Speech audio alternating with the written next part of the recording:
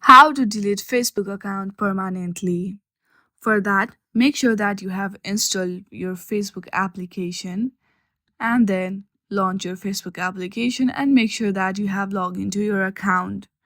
Now, hit on the menu button and select Settings and Privacy. From here, choose Settings. Now go to your account center and select Personal Details. Here you will see Account Ownership and Control. Tap on it. Then select Deactivation or Deletion. From here, you have to choose your Facebook account. Now select Delete Account and hit on the Continue. Now give them the reason why you want to delete your Facebook account and tap on Continue.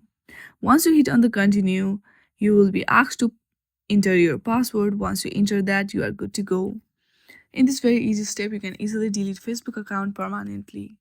I hope you like this video. If you like this video, then please do not forget to like and subscribe to our channel. Thank you for watching.